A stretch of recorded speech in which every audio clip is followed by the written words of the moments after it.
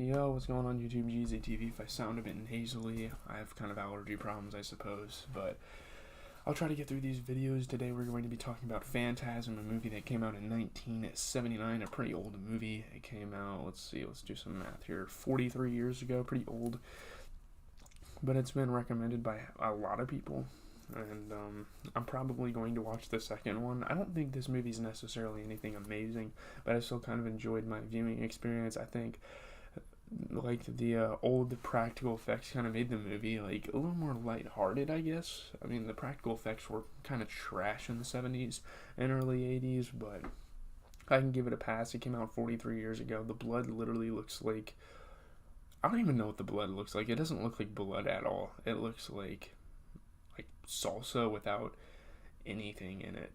It just looks like red juice. It's weird.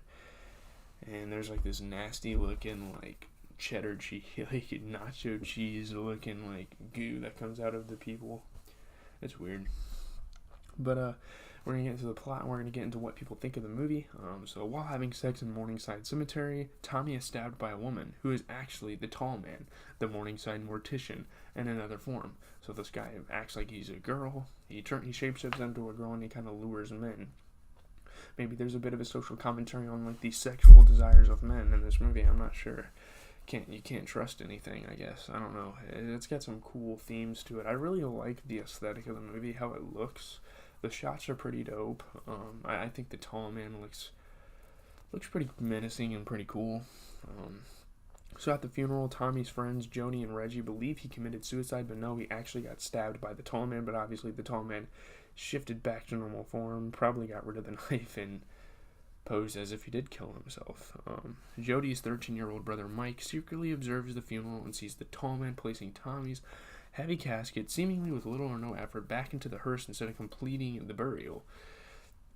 So that's interesting. A lot of red flags right away, and Mike kind of observes this, and it's one of those things where they don't believe the kid at first, but then he turns out to be right, and there actually is a problem. So it's interesting stuff. Yeah, the tall man's like this superhuman, and Mike kind of sees it right away. He's like, how the hell was he able to carry a body in a casket like that? I mean, that guy was probably at least 170 pounds, and the casket probably weighed almost double that. So, yeah, probably more than double that. I don't know how much caskets weigh.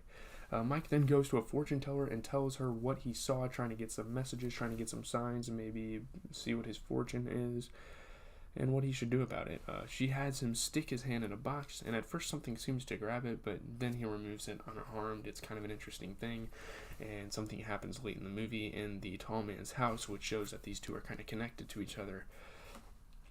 Man, my voice hurts so bad. I just gotta get through these videos. Later, Jody is seduced by the lady in lavender and taken to the cemetery to have sex. So he is kind of lured into the trap of the tall man. However, they're interrupted by Mike, who has been following Jody and has been driven out of his hidden place by a short, hooded figure. So yeah, there's like these strangers that are like warbling around and they're like making weird noises and like chasing Mike. Mike tries to tell Jody about the hooded figure, but Jody dismisses the story. Of course, it's the classic. You don't believe the kid. At the mausoleum, Mike is accosted by a caretaker, but escapes. Mike then flees the tall man. As Mike slams the door to get away, the tall man's fingers get caught and then cut off, but continue to move, dripping yellow ichor. It's like there's this weird stuff. There's this weird sort of like goo that's like his blood, I guess. He's a weird person. It looks weird as fuck. I'm not gonna lie. I don't know. Taking one of the fingers with him, Mike escapes the mausoleum to kind of have a souvenir to kind of study it and to kind of figure out what the hell's going on with this guy. The still moving finger is enough to convince Jody about Mike's stories. He's like, alright, you might be right here. You might be onto something. Jody brings the finger to the sheriff, and it transforms into a flying insect, and the insect looks so fucking shitty. It's hilarious. It's kind of comical, some of the practical effects in this movie. I really don't want this review to be that long. I'm just kind of going through the plot and stuff, but yeah, I just feel like garbage. Reggie, who witnesses the finger-turned insect attack them, joins the brothers and their suspicions, and they want to kind of search and kind of uncover the mystery of this tall man. Jody goes to the cemetery alone, but is chased away by dwarves in a seemingly driverless hearse.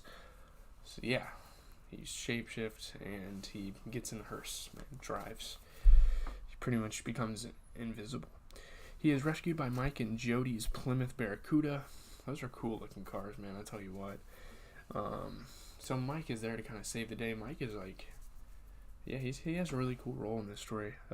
Running the hearse off the road, they discover that it was driven by one of the hooded figures, a reanimated and shrunken Tommy, whom they hide in Reggie's ice cream truck, but we know that's not going to go well. We can't leave a guy like Reggie, like a side character like Reggie with a creature like that. It's probably not going to go well for him. Reggie and Jody resolve to defeat the tall man while Mike is hidden at an antique store owned by Jody's friends, Sally and Sue, to kind of protect him. He's the little one. And we kind of see this dynamic in The Walking Dead with like Carl wanting to join his father in fighting and stuff. It's interesting. There, Mike discovers an old photograph of the tall man and insists on being taken home.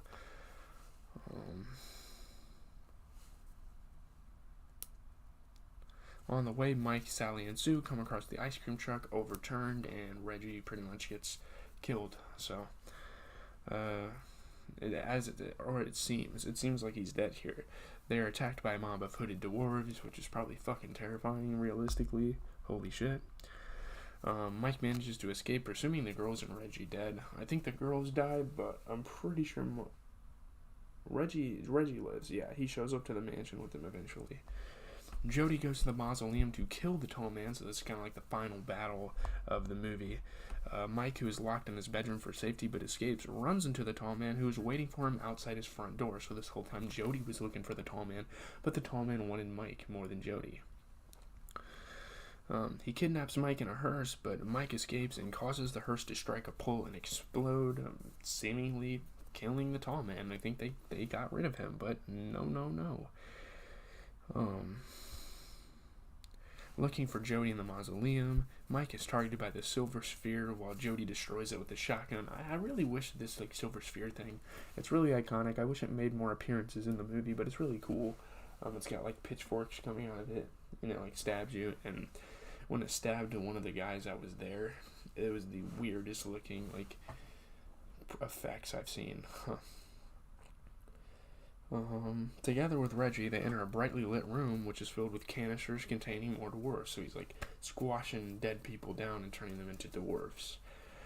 Mike catches a brief glimpse through a portal, seeing a red, hot world where the dwarves are toiling as slaves. It's a weird movie. It kind of takes a dark turn here. A sudden power outage separates the trio, and if I have to get up and spit, I have phlegm, so...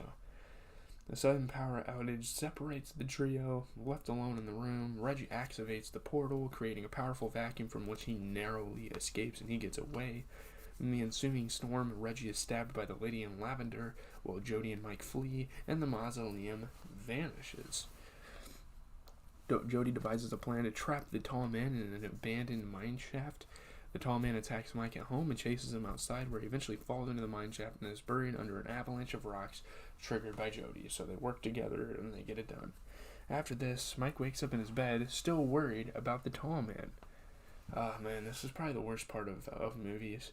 Reggie, still alive, tells Mike that he had a nightmare, that Jody died in a car wreck, and proposes a road trip.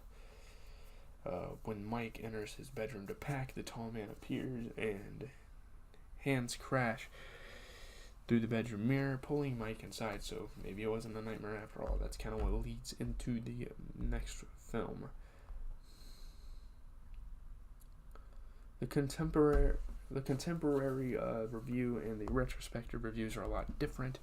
The film is a smooth and terrifically impressive technical achievement of sordid Judo spook with all manner of eerie and shocking special effects for the time. Yes.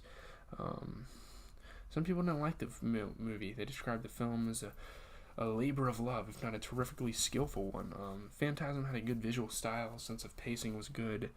The film's a surprisingly shambolic affair whose moments of genuine invention stand out amid the prevailing incompetence. It's spotty and effective here and there. the raw ability of Coscarelli was shown through here. Some people say it's kind of like a ghost story told by a bright, imaginative 8-year-old. It is thoroughly silly and endearing. Horror and humor being used was kind of a plus for this movie. The film is a dilapidated Z movie with singularly unconvincing apparitions and contraptions. The film did not have anything resembling a coherent plot in the course of all the fumblingly juvenile malarkey. Wow, strong words there. And looking back on it, 72% on Rotten Tomatoes, 6.6 out of 10 for 47 critics. Phantasm Remastered adds visual clarity to the first installment of one of the horror's most endearing and endearingly idiosyncratic franchises. It's an incoherent but effective horror picture that deliberately makes no sense. 4 out of 5 by Empire.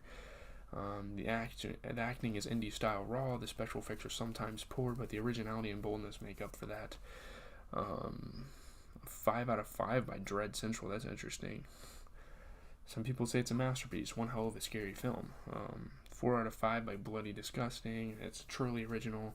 It imbues in its viewers as a profound sense of death. The film striking, distinctive, and original. The film has become a classic, and that The Tall Man is a horror film icon. Maybe so. But I'm pretty much done. I'm going to take a tiny break and then probably record my review for Better Call Saul. I'm just so exhausted, guys. I still have so much stuff to do today, get done. I got 2 tests to study for. It's not looking good, but at GZTV, leave a like and comment and subscribe. I review your favorite TV shows and whatnot. So yeah, make sure you give me some support, man. I am feeling like shit right now. I don't know if I'm going to be streaming on Twitch at all anytime